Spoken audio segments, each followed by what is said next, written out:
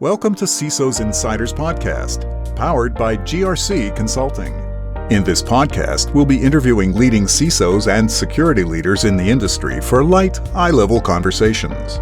Here, they share advice and tips, talk about their biggest accomplishments and failures, favorite drinks, key influencers, and much more. We encourage you to walk away with at least one insight that will help you better yourself or your business. Thank you for joining us, and we hope you enjoyed today's episode. For more content, please check us out on social media. Welcome, everybody. Today, I will be speaking with Anand Singh.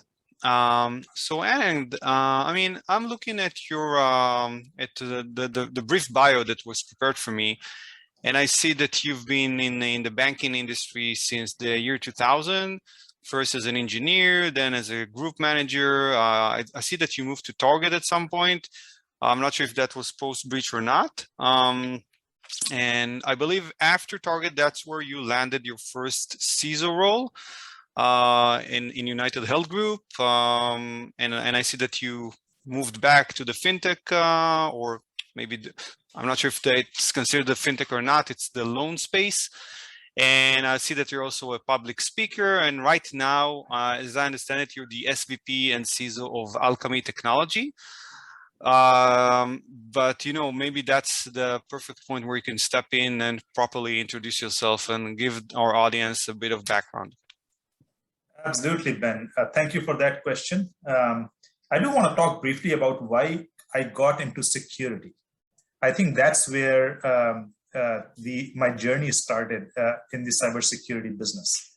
I was a student at Purdue University doing my master's in computer science, and I had the opportunity to study under the tutelage of Eugene Spafford there. He is the dean of almost the cybersecurity education in the US, and he is the one who had a significant influence on me and my desire to make a substantial amount of difference in the cybersecurity space. In addition to my master's at Purdue, I also have a PhD in computer science from University of Minnesota. So it becomes very interesting when Purdue and University of Minnesota Golden Gophers play with each other, because I don't know which team to support in a circumstance like that. But enough of my educational career. In addition to that, I have been, as you rightly noted, in the cybersecurity business for a long time. I would say that it has not been all about cybersecurity, though, because I feel that one of the things that makes for a great CISO is the fact that you have done some other things in technology besides just security. So over my career, I have spanned other technologies and other organizations. For example, I led mobility development for United Health Group for a while, and I did quite a few things in Target Corporation that were not related to security. So generally, you covered the trajectory of my career. I started, initial part of my career was at Cray Research. I worked on supercomputing and at Cray, and that was always a passion of mine. I was at Parametric Technology Corporation, actually a small company called Windchill, which was acquired by Parametric Technology Corporation. And then I have been in US Bank and some other Fortune 10, Fortune 20, all the way up to very small and medium-sized organizations. It has been a very interesting ride for sure. And I feel very blessed that I got an opportunity to be in a space that I love and work for companies that have made a tremendous amount of difference to the country and to the world and to me. Yeah, and thank you for that. But is it fair to assume that since the year 2010, you're mostly focused on security, operating as a CISO? I think that that's a correct assumption. I think since 2010, a small portion of my responsibilities have focused on mobility development, specifically at United Health Group. But other than that, it has been mostly focused on cybersecurity. Okay, maybe we can talk a bit about how those two domains play together. I'm sure there are a lot of a lot of areas where your CISO expertise contributed to your development expertise and vice versa. Maybe we can touch about that a bit. Absolutely. Great. And so thank you again for that. Did you just and again, this podcast is about you. I'm here to talk to you. I'm not too interested about your, your various companies that you used to work for, but did you just want to give a brief introduction about the current company that you're employed in, Alkami Technology, just, to explain to the listeners what it is that you guys are doing there? Absolutely. So I've been with Alkami Technology for a few years now, and as a company, we are focused on making the digital banking experience for end users as seamless as possible. As you can imagine, some of the largest banks and financial institutions have a huge amount of development staff and expertise associated with them, but many mid-sized, smaller, and perhaps even some large banks and credit unions, they don't have the technical expertise within their organization to offer the digital banking services to their end users that kind of helps them compete with some of the biggest names in the industry. So that's where we come in, fully SaaS and cloud hosted platform. And we help our banks and credit unions provide digital banking services to their end users so that they can compete with other FIs that have that expertise in-house. So that's kind of our name to fame in today's world. Okay, thank you for that. And with that, let's start our brief interview. I always like to ask a couple of personal questions just to let the audience know a bit more about you. Can you share anything about your marital status and your favorite drink?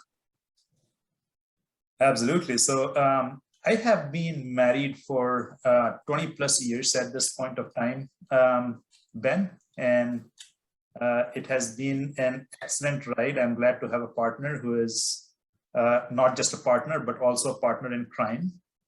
She has been a big source, a big inspiration, and we have been enjoying each other's company for a couple of decades now. So again, counting my blessings, that's another big one. In terms of my favorite drink, Ben, I love anything that has any flavor of mango in it.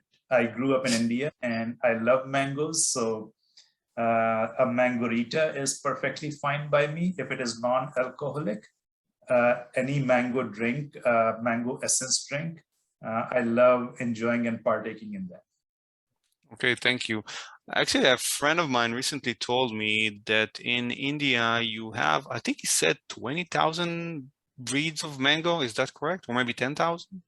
That's absolutely correct. And I actually grew up eating mangoes. So my grandfather, he was a farmer and he had a mango garden. And so some of the sweetest, best mangoes, we would just go out there. We ate mangoes for breakfast, lunch, and dinner. So it was just, and anything that was left over, the juice was squeezed out and then dried up so that people can consume for the rest of the year. So you can just imagine, mango is such an essential part of Indian culture. Just anything with mango in it, you can have me. You can call me anywhere to come by and enjoy and partake of that experience. But I love mangoes as well. And I'm not sure how it is in Texas, but in California, we have great mangoes. In Israel, we used to have good mangoes as well, but the mangoes here are better. The best I've had were in Thailand. I've never been to India though, but in Thailand, I had the best mangoes. Okay. So, and I know you've already mentioned like one of your mentors, which is like one of my questions down the road, but I wanted to ask, I'm sorry, I wanted to start by asking you about the beginning of your career. Is there one thing you wish you'd known when you began your career? Yeah, I think, and I think this I gladly share with any team member who is young in their career that joins my team and organization. I think it's very important to keep the business construct in mind, no matter what you do. I think one of the biggest flaws or issues that people have when they start their new jobs is they are so focused on doing their specific portion of the responsibility for an enterprise that they don't spend enough time learning more about the business and how their work is impacting the business. In the end, when you are down the road in your career, your advancement would be mostly predicated by how effectively you contributed the success of the business that you are a part of.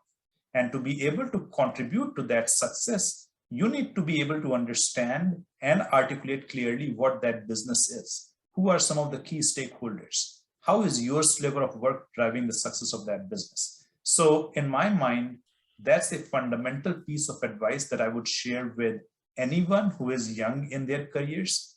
I have made that mistake where I was too focused on my specific sliver of responsibility, and that was my thing day in and day out. But hindsight is 2020, and I would say that some of the I stumbled upon it later in my career, and I would have been probably in a better place if I had started that from the get-go. Okay, let me try to challenge you about this. So let's consider a young professional. Let's say they are, holding a SOC analyst position. Okay, what would your recommendation to them would be in, really making this advice practical? Yeah, I think that's a great question. So let's say that you are going back to one of my previous organizations. Let's say that you are in the healthcare business. Now, the type of cybersecurity issues that are pervasive in the healthcare business are predominantly focused on PHI, or personal health information. So when you are working for a healthcare business and you understand, who are the payers, for example, right? Payers meaning people who are like the insurance providers. Who are the providers, meaning the doctors that you go see, right? So if you understand the terminology like payer, provider, and when you are sitting as a SOC analyst and you are looking at the reports, let's say you see an attempt to access PHI information. Now, you can, if you have to work with the business on resolution of that issue, you can go and talk to appropriate parts of that business, and you will be having some conversations about, this was the payer data, and this is the system from which it is coming out of. We need to address the PHI element of that payer data, right? Think about how the power increases in that construct. Instead of saying, let's solve this field in this database, you are speaking in terms of business that the business stakeholder is going to understand, and consequently, you have increased their ability to address the problem. And most importantly, what you have done is you have given them the accountability to address the problem by virtue of how well you explained it to them. So hopefully that example illustrates my point there. Yes, I think it does perfectly. What would you consider your biggest failure throughout your career, if there even such a thing for you? Yeah, I think I would say that most people have, regardless of the end state that they achieve in their careers, have probably worked through some big challenges in their career to get there. And I am not going to be any different in a scenario or a circumstance like that.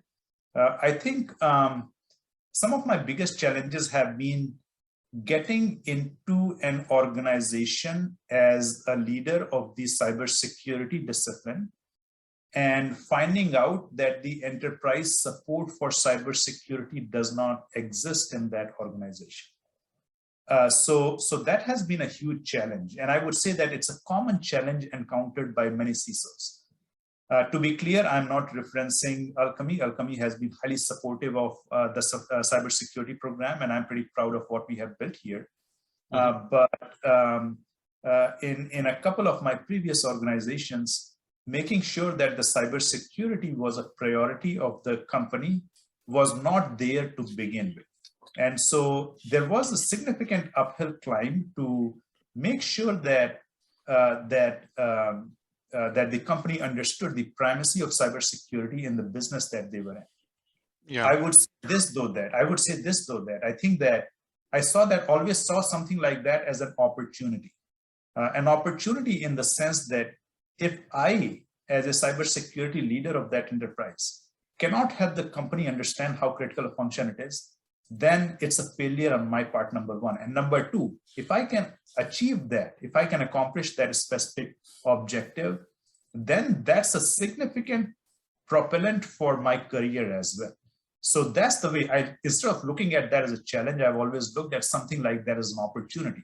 This is my opportunity to make a cybersecurity organization that is in my vision of what a true cybersecurity organization looks like. And in a way, something like this can be advantageous because then you are working off of a clean slate rather than working from a legacy setup that may be really hard to mold. So if I get you correctly, and I think I've seen it in a couple of other organizations as well.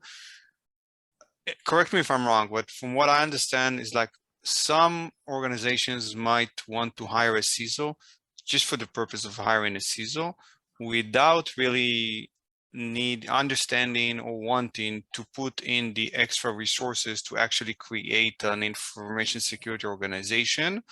They just want to have a CISO just for the fact that, to appease their whatever business partners, investors, customers, and whatnot. Did I get that correctly, or? I think probably the way I would rephrase that, Ben, is that some organizations don't know any better, and because they don't know any better, they are trying to do the best that they can by trying to bring on a CISO, but they are putting boundaries around that function in a way that is not driving the success of that CISO. So, yeah, I think Yeah. If we can get one outcome of this podcast, what I would suggest is for anyone who is listening and who is in a position to influence cybersecurity practice in their organization, that it is a really critical function. It drives the success of your business, and we'll talk about that a little bit down the road, I guess, Ben, in this podcast too, but in the ways in which it can drive the success. But I would suggest don't think about security as a cost center. Think about it as a business advantage that can help drive the success of your business. And having touched on this big challenge that we just discussed, what would you say your biggest accomplishment was? I think in a situation like this, I think being able to influence the enterprise for the right security item is really critical. And in a situation like this, I would say that has been the biggest accomplishment. Sometimes it takes a little bit of a time because there is a tremendous amount of stakeholder building and partnerships and funding and staffing and other considerations that come into play. But I would say that the biggest accomplishment has been that turning the story of information security 180 degrees. Sometimes it can take a couple of years to make that happen because of the nature of the beast and the fact that talent is a huge shortage in cybersecurity industry. So you gotta build that over time in a very thoughtful way. But I would say that that has been a significant outcome of being able to mold the enterprise for the right cybersecurity behavior has been one of the biggest accomplishments of my career. I would throw one more in the mix here, Ben, and I think this is an important one. If you look at the cybersecurity industry, sometimes the focus is only, when it comes to talent, sometimes the focus is only on people who have the experience already. And one of the things that I have done throughout my career is I have prioritized potential over experience as much as possible, because I feel that if you have the potential, you will do the right things, or you will learn rapidly and get up to that place where you need to be at. But if it is the experience about one single tool or one single technology, over time it becomes a stale, because security industry changes so fast. Think about the tools that we used to use 2 years or 3 years ago back. Probably very few of them are still operational or still meaningful or still relevant in today's world. Think about the cloud construct and all the tsunami of tools coming out in the cloud construct, right? In security, the most important skill is the ability to learn and the ability to move rapidly. And I have always put a premium on that. One of the things that I have done to help advance the cybersecurity industry is quite a few of my folks over the years have come as direct hires from colleges and universities. I find that to be very meaningful, both for people who have been in my team for a very long time, as well as for the young individuals who are joining my team, because it leads to a very symbiotic relationship between those individuals and the more experienced people who are part of the team. The experienced folks get a chance to groom, mentor, and coach these new individuals. The new individuals get a chance to rapidly rise in the spectrum of the information security world.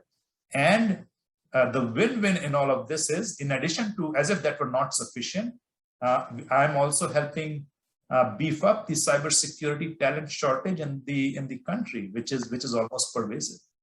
Yeah. Yeah, that's a great cause, and I think everybody has experienced nowadays the shortage in cybersecurity, not only in the U.S. markets, but mostly, I would say. And I think your career has been unique, I would say, but I've spoken to a lot of CISOs recently, and met a lot of interesting individuals. Some CISOs have an IT background, others have like development and engineering backgrounds. If a young professional nowadays that listens to our podcast, would ask themselves, what do I need to do next if I wanna at some point become that CISO? What would your advice be to them? Yeah, I think, and my advice may slightly differ from your previous speakers, Ben, because I'm biased that way. But I would say that a deep technical skill is a huge plus, and perhaps as much of a plus as almost a must-have or a necessary thing for a good CISO. I think you have deep technical skills and you combine that with some professional polish and good speaking skills, you are going to be unstoppable.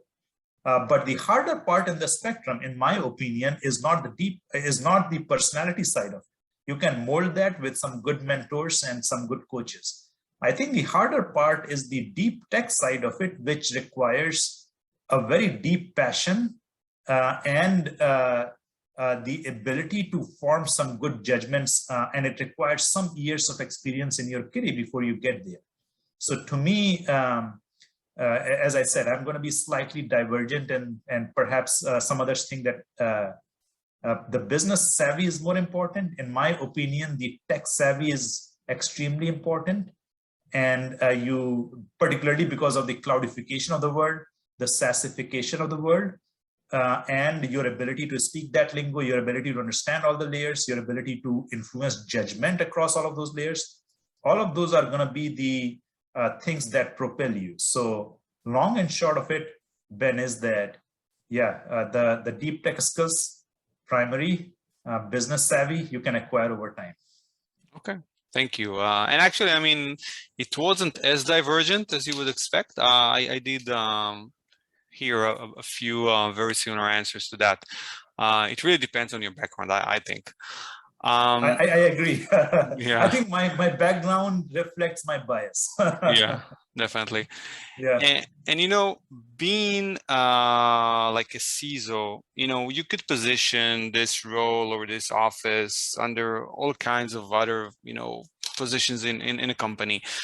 But specifically, what do you feel about the role of a CISO that's actually a part of the IT organization? Sorry.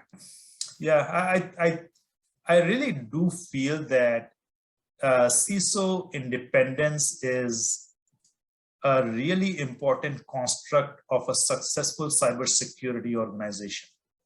Over the years, I have had the opportunity to work on both sides of the spectrum. I've been a part of the IT organization, and I have been a part of the compliance and or general counsel's office or things of that nature over the years. What I would say is that no matter how hard you work, when you are a part of the IT organization, it's hard to keep yourself separate from the success of the work that is required to happen to drive incentivization of the IT organization. If you think about it, at the end of the year, the IT organization gets measured on what was delivered, how fast this was delivered, timeliness of delivery, things of that nature. Whereas security can be in the way of being able to accomplish some of that.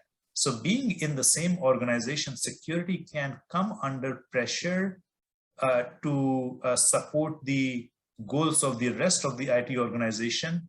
And I don't think that's a good place to be at.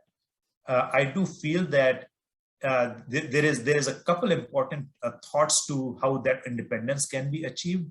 I do feel that being a part of the C-suite, separate from the IT organization, is one key factor in being able to achieve that independence and consequently the right balance of security and business success. I think the second factor is the CISO should be empowered to have a presence before the board. They should have an indirect reporting responsibility to the board, and that goes long ways in establishing the stature of the CISO to a level that is required to move the organization. And then I would say the third and the last factor, because there is a need for collaboration between CISO and other stakeholders across the company. So the third and last factor that I would throw in the mix here is I have used the steering committees inside of the organization to achieve some of that collaboration that may be lost if CISO is not a part of the IT organization. Mm-hmm. Okay, yeah, that's a great response and a very detailed analysis, I would say, about like the problematics of being a part of the IT. Thank you for that. And I know you mentioned before that you will take potential level over experience, because of the fact that basically everybody need to be a self-learner in our field. For you, what were the best resources that have helped you along the way then? I think the most important thing that I would say is the curiosity level for a security professional needs to be at the insane level. You should be insanely curious. And once you have that, then I would say, come a step down. And here are some resources that I have in mind. So and it's a combination of all of the above.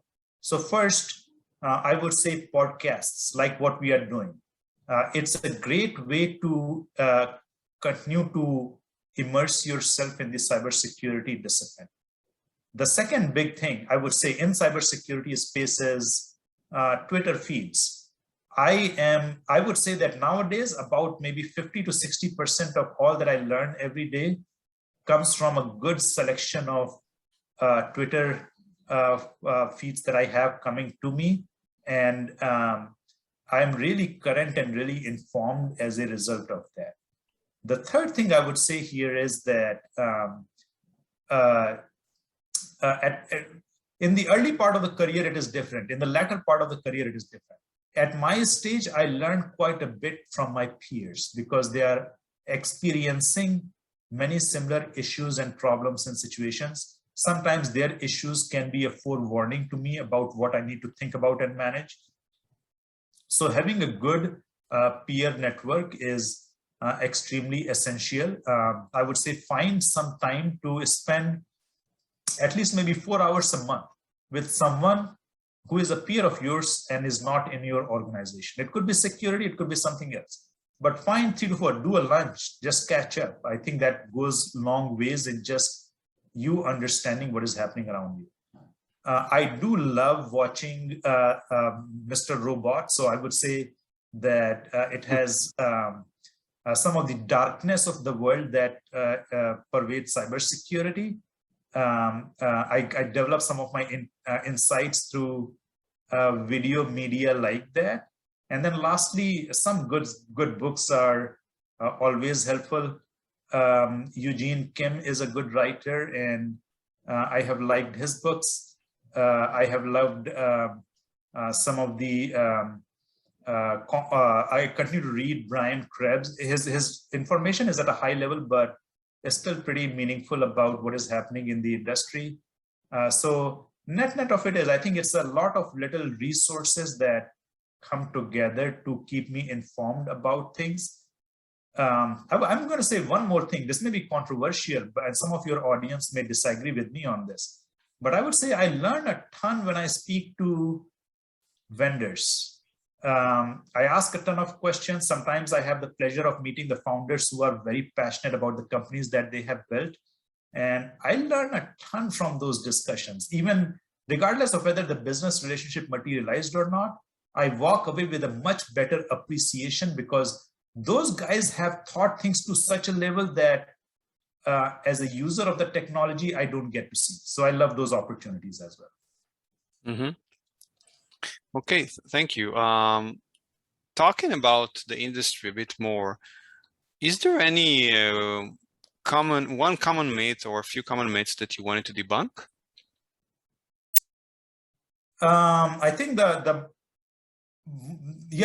myth that I want to debunk is that cybersecurity guys are sitting in a basement someplace in complete dark with black screens in dark mode. And I actually know a few people that do that, but yeah, please go on. Believe it or not, cybersecurity guys like to have some fun too. They have families and they are normal guys who have heavy responsibilities on their shoulders. I'll just throw myself in the mix. Outside of doing what I do, I love to ride a motorcycle.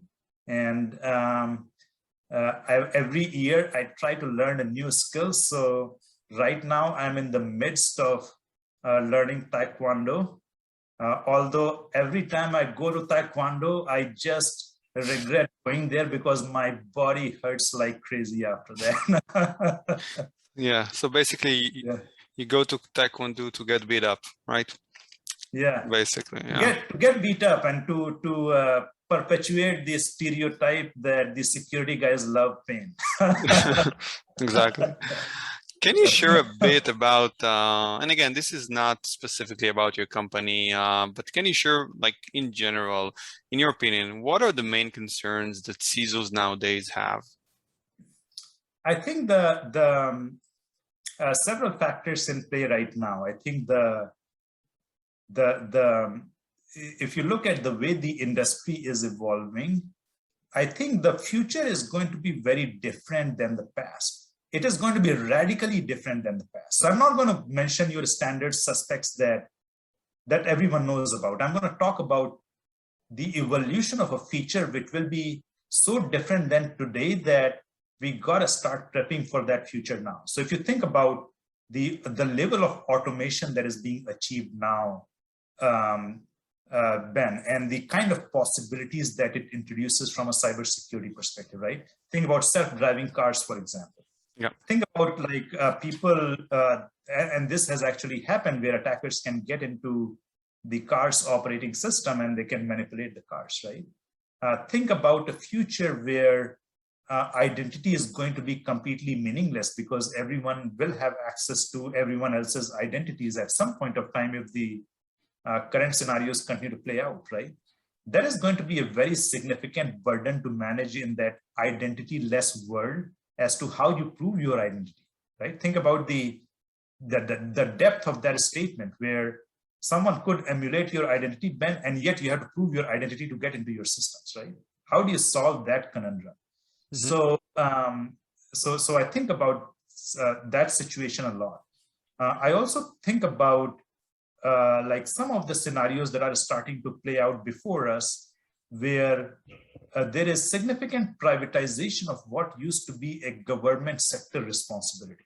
Like think about the space exploration and all the work that is happening in space. Now I would say NASA has been left far behind in the advances of Bezos and Musk and the Virgin Atlantic, all of these guys, right? So who is taking care of the significance of intellectual property in scenarios like that? So some of those things are significant. I think those are future items. Perhaps some of those are long future items, but some of that automation, that independence, that internetization of how we live our life, the fact that I can probably raise the temperature of your home by going through your Internet of Things devices sitting right here in Texas, right? Things of that nature. I think some of those are really keeping me up at night these days. And I really do feel that the future of cybersecurity is very different than the current of cybersecurity. Mm-hmm. Okay, interesting. And would you say these are the areas that CISOs nowadays are most focused on, or is that like something that you consider to be like a future problem?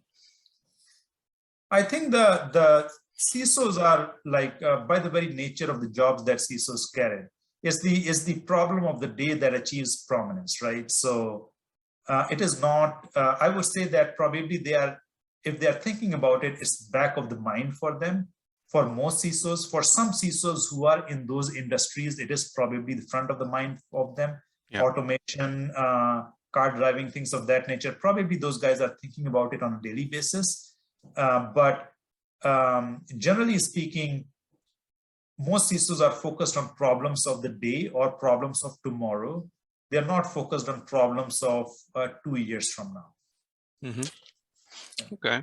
And I think you partially answered my next couple or even 3 questions, but so like typically I ask about what are the most important skills CISOs should have. And I think you answered that because you alluded to the fact that, you know, you feel that you need to come with a strong enough technical background, because basically, as I understood it, everything else is you can learn. You can be business savvy, you can learn how to talk, you can learn how to present, but you really need that foundation. Am I correct in my understanding so far? Yeah, I think you are correct. I think the only slight tuning that I would make to that, Ben, is that, yeah, you can learn technology too, but not everyone can learn technology. I think there is a certain amount of inherent curiosity that needs to be there in the individuals to learn. So I would say that the most important skill is that desire to learn, that inherent curiosity when it comes to technical depth. If you have that, everything else will come with you. Okay. And I think, again, you alluded to my next question, but I'm not sure, you know, the answer was clear here, but where, in your opinion, where is the CISO role going? Yeah, I think in my opinion, the CISO role will continue to increase in importance and primacy in all organizations. I think we all know, both you and I know, Ben, that when it comes to the more advanced sectors of economy, perhaps CISO role has the right stature and primacy, right? Think about cloud, think about SaaS, think about some of the fintech and health tech and things of that nature.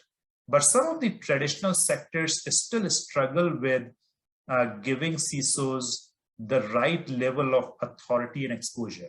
And what I mean by that is, think about manufacturing, think about utilities. Even though utilities are a significant target these days, some of the more traditional sectors have lagged behind in giving the right stature to the CISO role.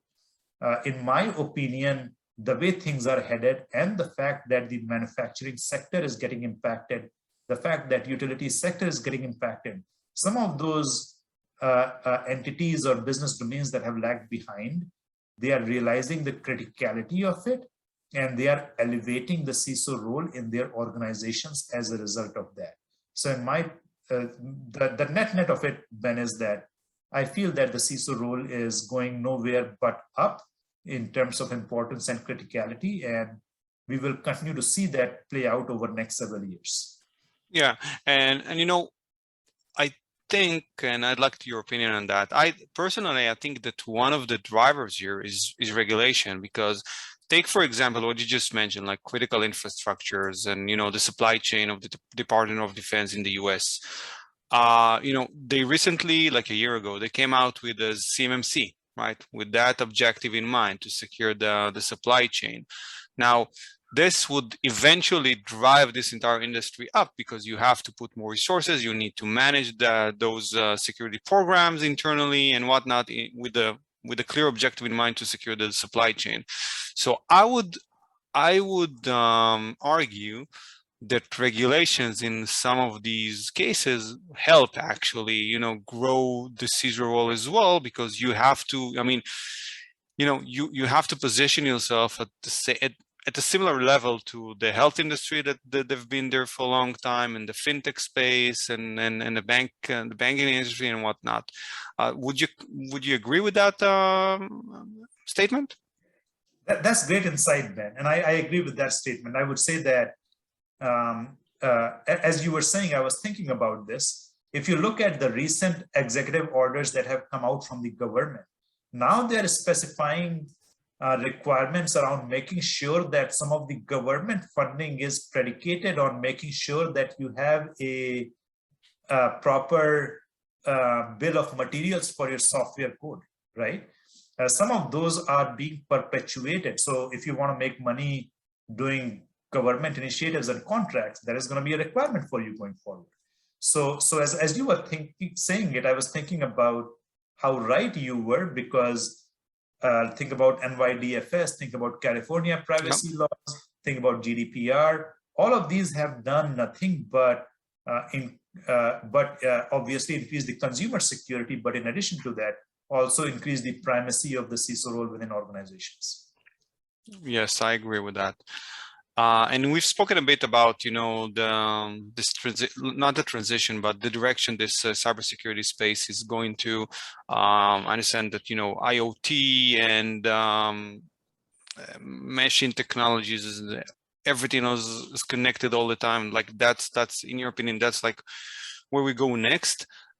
Would you say that affected, or does this affect in any way current plans, current budget planning even? Like, do you see any changes, like any changes in trends recently?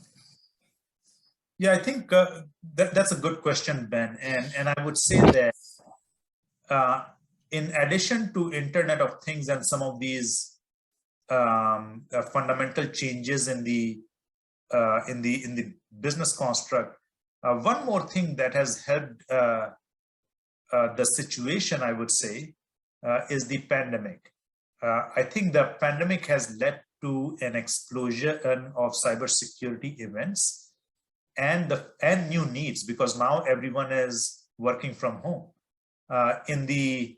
Just even like a couple of years ago, in many organizations, the construct was that you are going to come inside the company and work inside the perimeter of the company, and you are going to be secure as a result of working inside the perimeter of the company.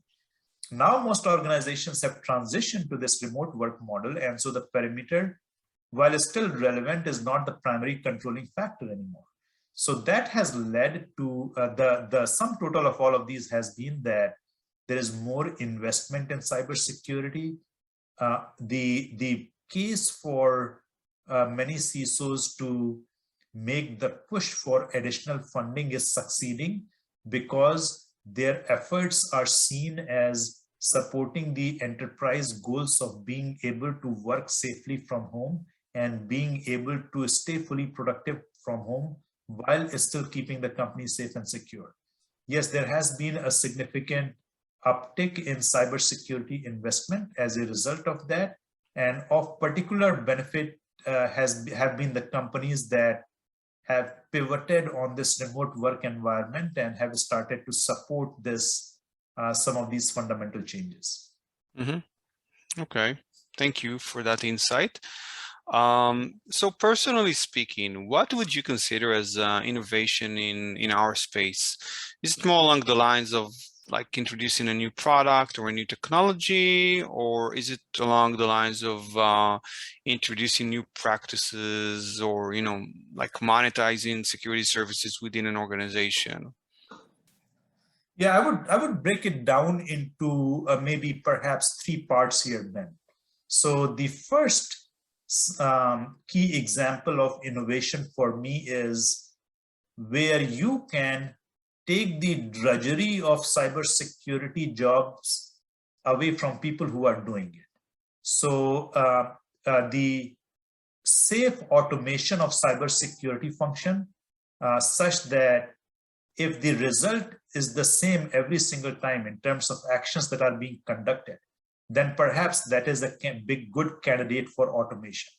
So that's kind of my first classification of innovation. What can you do that doesn't require human intervention through automation like Lambda, or perhaps a SOAR platform, or perhaps a GRC platform, right? So I think that to me is one category of innovation. The second category of innovation is, how do you ease the path for organizations that are transforming themselves, right? So a key part, not for like many companies who are already there, but as traditional companies are migrating to cloud and SaaS, and think about, like, again, going back to like manufacturing or legal firms or utilities, etc. As they migrate to cloud and SaaS models, how can you make the tooling so straightforward that it is not a huge lift for people who are already doing the legacy cybersecurity function to operate in this net new world? And I would say that there are many companies who are striving for that new model of security where deployment is really easy. The outputs are really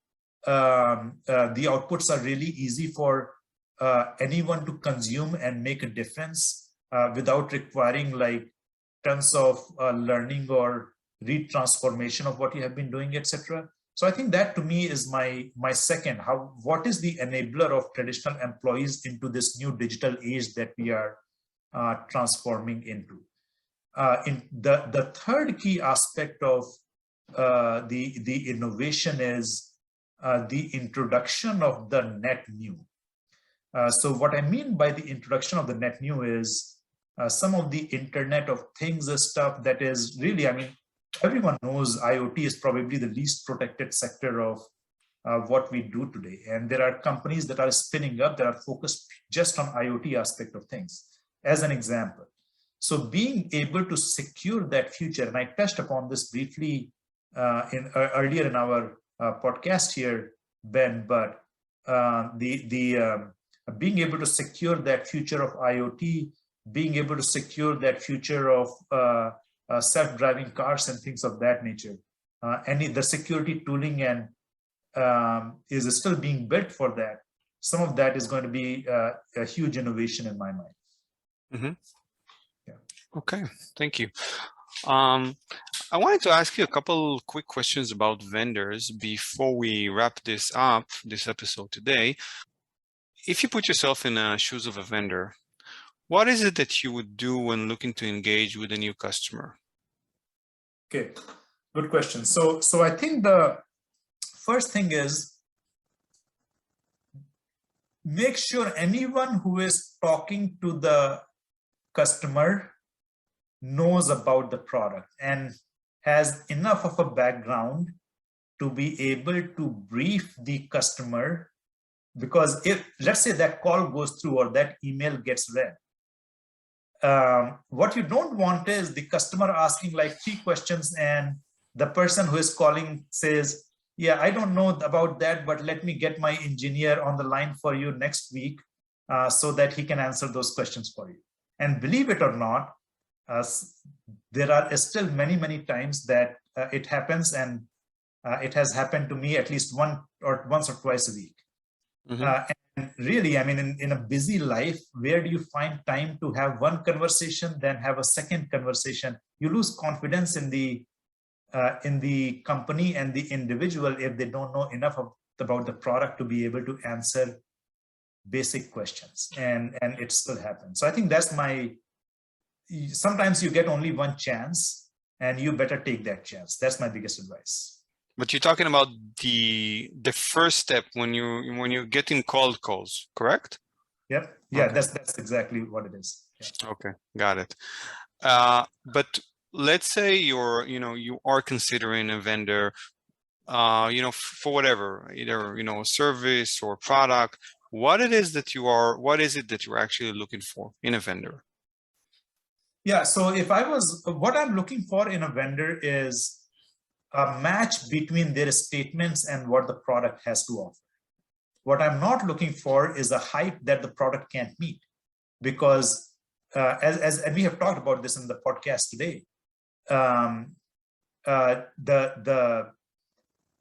a world that is rapidly evolving, most CISOs are going to be tech savvy enough to be able to look through your hollow statements if the statements are hollow. So you should focus on what the product truly has to offer, and if there's things on the roadmap, that's all right. That's completely good, because believe it or not, we understand that your product is not going to be jack of all trades. There will be some opportunities in it. Anyone who builds a product knows that we build a product. Sometimes there are going to be opportunities in it that will fix over time.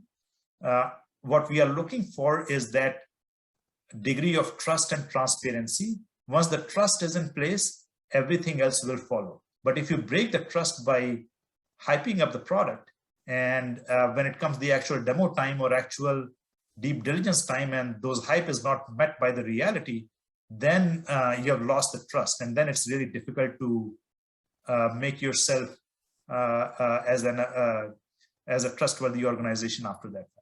Mm-hmm. Mm-hmm. Does that make sense, Ben? Yes, it does. What's the best way our listeners can connect with you online in a non-intrusive manner? Yeah, I think the Twitter, they can find me on Twitter, and I also am on LinkedIn, so they can connect with me on LinkedIn as well. That would probably be a good starting point. I also do an occasional keynote or speeches, and I announce those on my LinkedIn. So keep an eye out for that, and I look forward to seeing you there. Yeah, of course. I'll follow you right now after we finish recording this. And for a final question before we wrap this up, if money was never an issue, would you do anything different with your life, or basically, what would you do with your life? Yeah, I think perhaps I would answer that question differently. I think that maybe the question that I would answer is, what are some of your other passions?